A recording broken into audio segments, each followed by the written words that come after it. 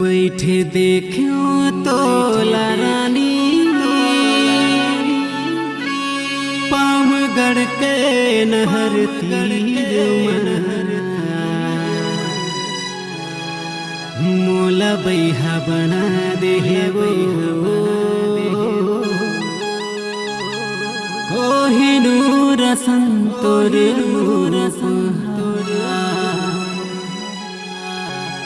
दीवाना बना दे रे चंदाया संतोर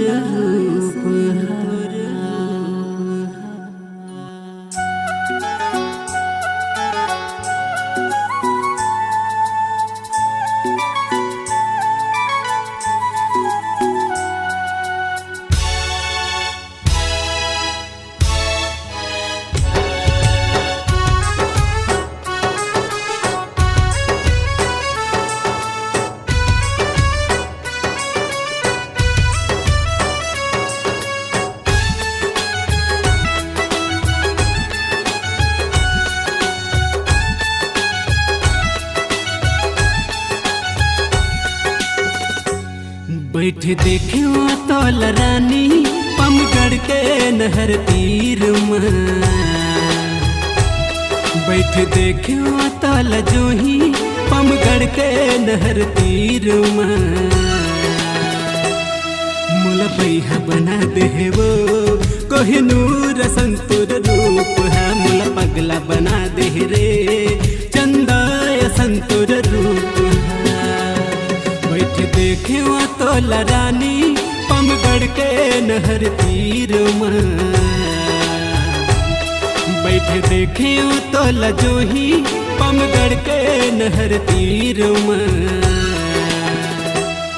मुला बैहा बना दे वो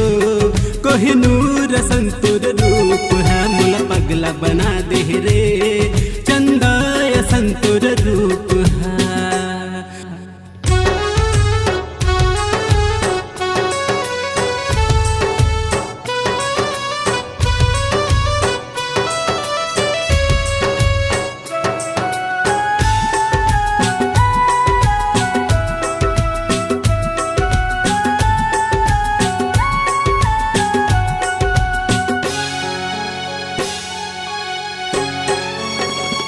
के रतिहा पुण्य के चंदा चमकत हवे चेहरा तो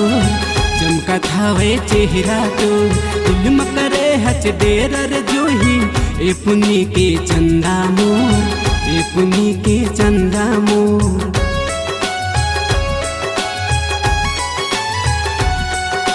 पुण्य के रतिहा पुण्य के चंदा चमकत हवे चेहरा तोर चमकत हवे चेहरा तो दिल में करे हच डेरर जूही ए पुनी के चंदा मो ए पुनी के चंदा मो जैसे देखो सपना रानी मिल गए वो तोरे रूप में जैसे देखो सपना पगली मिल गए वो तोरे रूप में मुला बिंदिया बना ले वो कोहिनूर संतुर रूप माँ मुला चंदा बना ले वो कोहिनूर संतुर रूप माँ।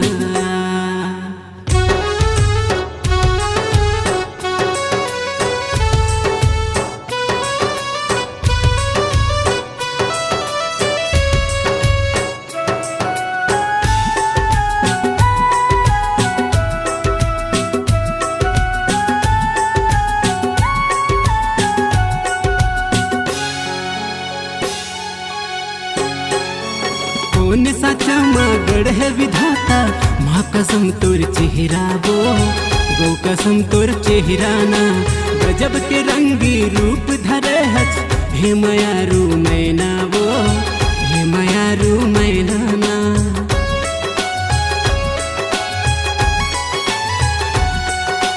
कौन सा चमगढ़ है विधाता माँ कसम तोर चेहरा वो गो कसम तोर चेहरा ना